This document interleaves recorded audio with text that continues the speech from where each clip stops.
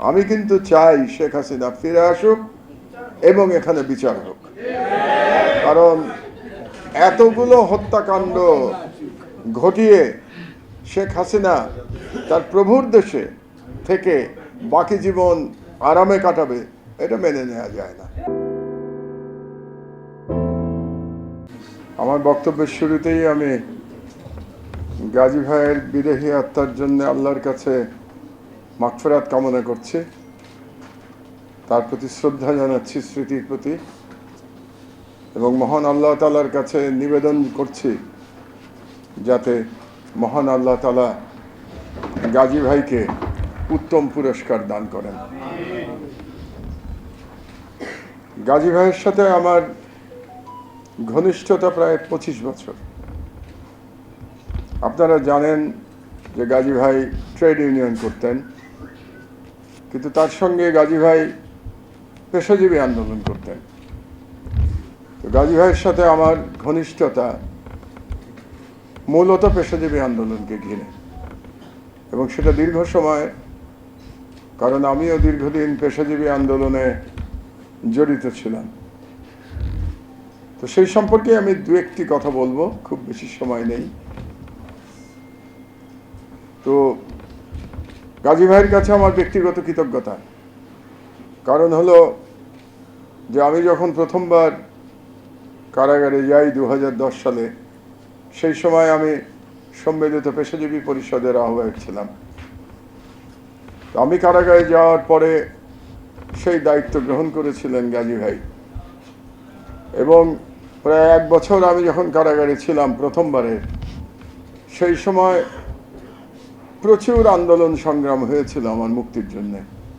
কারণ তখনও খুব বেশি লোক গ্রেপ্তার হওয়া শুরু হয়নি, এরকম গণহারে গ্রেপ্তার শুরু হয়নি। আমি গ্রেপ্তার হয়েছিলাম, আর জামাত ইসলামের কিছু নেতা তারা গ্রেপ্তার হয়েছিলেন প্রধানত। তো সেই সময় গাজী ভাই অক্লান্ত পরিশ্রম করেছেন আমার মুক্তির জন্য।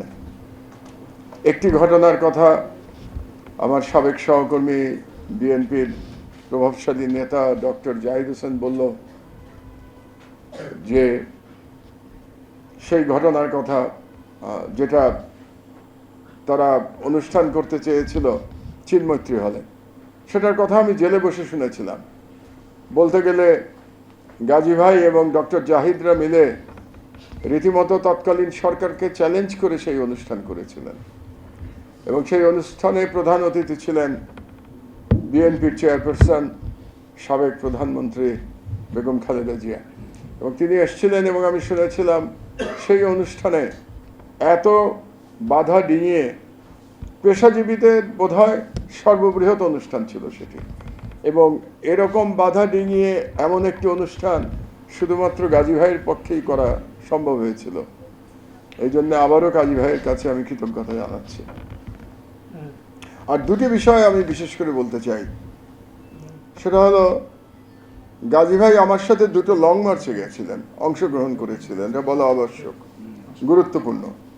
তাহলে আপনারা বুঝবেন যে গাজী ভাইয়ের লড়াইটা কিরকম ছিল।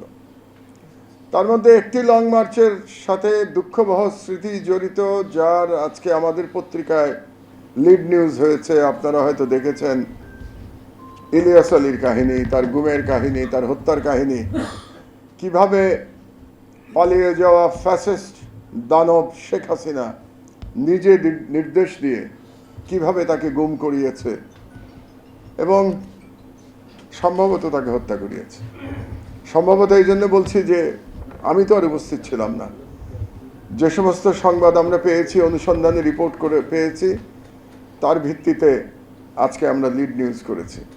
এবং আপনারা যারা পড়েছেন পত্রিকা, তারা নিশ্চয়ই দেখেছেন যে কীরকমভাবে এই পলাতক ফ্যাসিস্ট দানব শেখ হাসিনা সেদিন শোকের নাটক করেছিল ইলিয়াস আলীর পরিবারের সাথে।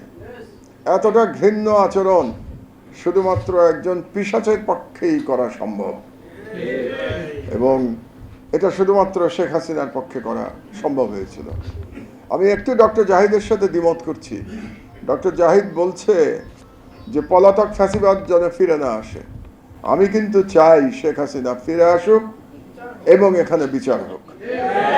কারণ এতগুলো হত্যাকাণ্ড ঘটিয়ে শেখ হাসিনা তার প্রভুর দেশে থেকে বাকি জীবন আরামে কাটাবে, এটা মেনে নেওয়া যায় না। কাজেই আমাদের লড়াই করতে হবে, আমাদের যতটুকু ক্ষমতা ততটুকু ক্ষমতা দিয়ে লড়াই করতে হবে যে যে হেজেমনিক ভারতকে বাধ্য করতে হবে এই অপরাধী শেখ হাসিনাকে যেন বাংলাদেশ সরকারের কাছে ফিরিয়ে দেয়, যে সরকারই থাকুক না কেন, এবং একদিন না একদিন যেন শেখ হাসিনার বিচার আমরা দেখে যেতে পারি এই বাংলাদেশের মাটিতে। তো আমরা লং মার্চ করেছিলাম টিপাইমুখ বাঁধের বিরুদ্ধে সিলেটে। সে অবিস্মরণীয় লং মার্চ ছিল। এই জন্য অবিস্মরণীয় বলছি যে আমি তো কোনো রাজনৈতিক নেতা ছিলাম না, আমি অতি সাধারণ একজন পেশাজীবী, কিন্তু সেই লং মার্চে যে পরিমাণ মানুষ হয়েছিল সিলেটে, সেটা নিয়ে এখনো আলোচনা হয়। এবং এর পুরো কৃতিত্ব ছিল ইলিয়াসের, কারণ ইলিয়াসই এটাকে সাংগঠনিক দায়িত্ব ইলিয়াসের ছিল। আমরা ঢাকার থেকে গেছিলাম লং মার্চ করে, জাহিদ ছিল, গাজী ভাই ছিলেন, সবাই ছিল আমাদের সঙ্গে, আবদাল ছিল, ডাক্তার, ইঞ্জিনিয়ার, উকিল সবাই ছিলেন, সাংবাদিক সবাই ছিলেন। বিশাল লং মার্চ। সেই লং মার্চ আমরা একটা করলাম। আর দ্বিতীয় লং মার্চ আমরা করেছিলাম ভারতকে যে ট্রানজিটের নামে করিডোর দেওয়া হয়েছে তার বিরুদ্ধে। আমরা লং মার্চ করেছিলাম আখাউড়া পর্যন্ত, তিতাস নদী পার হয়ে গেছিলাম। আপনাদের মনে আছে কিনা, সেই সময় তিতাস নদীর প্রবাহ আটকে দিয়ে ভারতের সুবিধার্থে, এই ভারতকে করিডোর দেওয়ার জন্যে তিতাস নদীতে মাটি ফেলে পুরো নদী আটকে দেওয়া হয়েছিল। একটা বাঁধ দেওয়া হয়েছিল আড়াআড়ি। আমি কোনোদিন জীবনে নদীতে আড়াআড়ি বাঁধ দেখি নাই। নদীতে আড়াআড়ি বাঁধ দেওয়ার অর্থ হচ্ছে আপনি নদীটিকে হত্যা করছেন। কিন্তু তিতাস নদীকে হত্যা করে ভারতীয় প্রভুকে খুশি করবার জন্যে শেখ হাসিনা সেখানে রাস্তা নির্মাণ করছিল। এবং এর প্রতিবারে আমরা ঢাকা থেকে সেরকম বিশাল এক লং মার্চ করেছিলাম আমরা আখাউড়ার বর্ডার পর্যন্ত। এবং আমার এখনও মনে আছে সেই লং মার্চে, এটা গাজী ভাইয়ের কন্যা পুত্র আজকে এখানে উপস্থিত, তাদের গর্ববোধ করা উচিত তাদের পিতার জন্যে। আমি, গাজী ভাই, জাহিদ এবং আরও আমরা যারা ছিলাম, আমরা কোদাল নিয়ে নেমেছিলাম। প্রতীকী অর্থে, অত শক্তি তো আমাদের ছিল না যে কোদাল দিয়ে সেই বিশাল বাঁধ কেটে ফেলবো, কিন্তু আমরা প্রতীকীভাবে সেদিন বাঁধ কেটেছিলাম। আমি অত্যন্ত আনন্দিত হলাম যে চেঞ্জ টিভি আগামী কয়েকদিনের মধ্যেই 6 বছর পূর্ণ করবে। আর হাঁটি হাঁটি পা পা করে চলা শুরু করে এখন সে বেশ দৌড়াদৌড়ি করছে বলা যেতে পারে। ও নামটাও অত্যন্ত বলবো যে সিগনিফিক্যান্ট, যে চেঞ্জ, এই গণঅভ্যুত্থান কিন্তু চেঞ্জ চেয়েছে। সেই হিসেবে তোমার টেলিভিশনের, তোমার এই চ্যানেলের নামের একটা যথেষ্ট মিল পাওয়া যায়। আমার প্রত্যাশা যে এই গণঅভ্যুত্থানের যে প্রত্যাশা, যে আশা আকাঙ্ক্ষা, চেঞ্জ টিভি সেটিকে এগিয়ে নিয়ে যাবে। তোমাকে শুভেচ্ছা। চেঞ্জ টিভি যারা সম্পৃক্ত আছেন, যারা কর্মী আছেন, সামনে পেছনে সকলকে আমার শুভেচ্ছা। changetv.press, এক ফোঁটা হলুদ নেই। Online TV channel change TV 6 বছর ধরে ওনারা কাজ করে যাচ্ছেন। ইতিমধ্যে জনগণের হৃদয়ে স্থান করে নিয়েছেন। প্রায় 22 লাখ সাবস্ক্রাইবার আছে। আর যে কোনো অনুষ্ঠান 10 লাখের মতো মানুষ এটা প্রতিদিন মানুষ দেখে থাকে। আমিও এই চ্যানেল নিয়মিত দেখি। তো চেঞ্জ টিভির পক্ষে আমির মোমিনুল মানিক সাহেবের উপস্থাপনা, প্রশ্নের ধরন, এগুলো জনগণ দেখতে চায়, শুনতে চায়। আমি চেঞ্জ টিভির উত্তরোত্তর সমৃদ্ধি কামনা করছি। changetv.press, এক ফোঁটা হলুদ নেই। চেঞ্জ টিভি, তো আমি তাদেরকে আমার অসংখ্য শুভেচ্ছা জানাচ্ছি, কারণ তারা যে ভূমিকা রেখেছে এই সময়, একটা কঠিন সময় ছিল, সেটাতে যেমন ভূমিকা রেখেছে, এমনকি 5ই আগস্টের পরে নতুন বাংলাদেশেও তারা তাদের সেই তীক্ষ্ণ একটা সমালোচনামূলক এবং যেটাকে আমি গঠনমূলক বলবো সেরকম একটা ভূমিকা রাখছেন। তো সেক্ষেত্রে আমরা মনে করি যে এই ভূমিকা আমাদের দরকার, আমরা চাই এটা থাকুক এবং আরও যেন সমৃদ্ধ হয়। নতুন বাংলাদেশ নির্মাণে আমরা চাই যে চেঞ্জ টিভি যে সমালোচনাগুলো করছে বা যেগুলো আমরা তুলে ধরছেন সেটা এমন করে করবেন যেন আমরা সেখান থেকে শিখতে পারি এবং সবাই মিলে যেন আমরা নতুন বাংলাদেশকে সত্যিকার অর্থে বৈষম্য বিহীন একটা সমাজ গড়ে তুলতে পারি, সেটা আপনারা সহজ চেষ্টা করুন। changeTV.press এক ফোঁটা হলুদও নেই। আগামী জানুয়ারি মাসের 1ম তারিখে আপনারা 6 বছর পূর্ণ করতে যাচ্ছেন। আপনাদেরকে শুভেচ্ছা জানাচ্ছি, আন্তরিক ধন্যবাদ জানাচ্ছি। আমি আশা করব চেঞ্জ টিভি অতীতে যে বলিষ্ঠ ভূমিকা পালন করেছে, আগামীতেও আপনারা সেই বলিষ্ঠ ভূমিকা পালন করবেন। আমি আমার এলডিপির পক্ষ থেকে, মুক্তিযোদ্ধাদের পক্ষ থেকে আপনাদেরকে আন্তরিক মোবারকবাদ জানাচ্ছি, শুভেচ্ছা জানাচ্ছি। আশা করি দিন দিন আপনারা উন্নতির শিখরে এগিয়ে যাবেন। ধন্যবাদ। changeTV.press এক ফোঁটা হলুদও নেই। প্রতিটি সরকারের আমলে 10 বছর আমি কোনো ব্যবসা করতে পারিনি।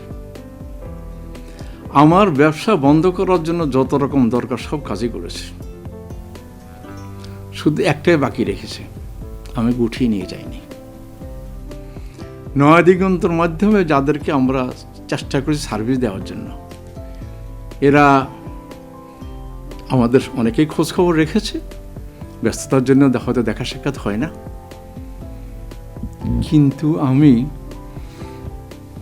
একজনকেই পেয়েছি। তিনি হলেন চেঞ্জ টিভির আমিরুল মোমিন মানিক।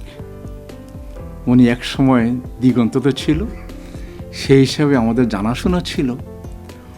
ওনার একটা ইন্টারভিউতে আমার খুব পছন্দ হয়েছে, সেজন্য আমি ওনাকে 10:30টার সময় ফোন করেছি। উনি উত্তরে বললেন, গলাটা খুব পরিচিত। প্রথমে হয়তো নামটা বুঝে সারেননি, আমার নামটা খেয়াল করতে, আমি সাথে সাথে নাম বলেছি এবং বলল যে 3 দিনের মধ্যে আপনার সাথে আমি দেখা করব। ওনার কমিটমেন্ট অনুযায়ী সেইভাবে এসছে এবং উনি বলছে আপনার যত দুঃখের কথা সব বলেন, আমি প্রচার করব। আমি সত্যি সত্যি ওনার কাছে খুবই কৃতজ্ঞ। আমার মনে যেসব ক্ষোভ আছে, যেসব দানা বেঁধে আছে, আমি কিছুটা হালকা হয়েছি ওনার সাহায্যে। আমি চেঞ্জ টিভির উত্তরোত্তর সমৃদ্ধি কামনা করি এবং ভবিষ্যতে যেন আমার মতো এখন নাম না জানা লোককে চেঞ্জ টিভির সামনে এনে তাকে যেন উদ্বুদ্ধ করে। changeTV.press এক ফোঁটা হলুদও নেই। চেঞ্জ টিভি গণতন্ত্র, ভোটাধিকার, আইনের শাসন এবং মুক্ত সাংবাদিকতা প্রতিষ্ঠায় দীর্ঘদিন যাবৎ কাজ করে যাচ্ছে। বাংলাদেশের মানুষের জনমত গঠনে এবং একটি সুন্দর বাংলাদেশ বিনির্মাণের লক্ষ্যে তথ্য এবং বস্তুনিষ্ঠ সংবাদ পরিবেশন করে গোটা জাতিকে তাক লাগিয়ে দিয়েছে। এক ফোঁটা হলুদও নেই এই স্লোগান নিয়ে কোনো প্রতিষ্ঠান, কোনো সংবাদপত্র এবং কোনো মিডিয়া কাজ করছে বলে আমার জানা নেই।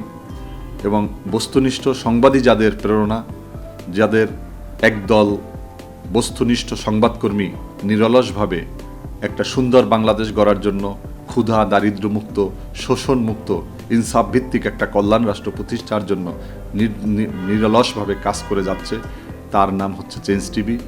বাংলাদেশ লেবার পার্টির পক্ষ থেকে আমি চেঞ্জ টিভির দর্শক, শ্রোতা এবং কলাকুশলী, বিজ্ঞাপনদাতা সবাইকে জানাই আন্তরিক শুভেচ্ছা, অভিনন্দন।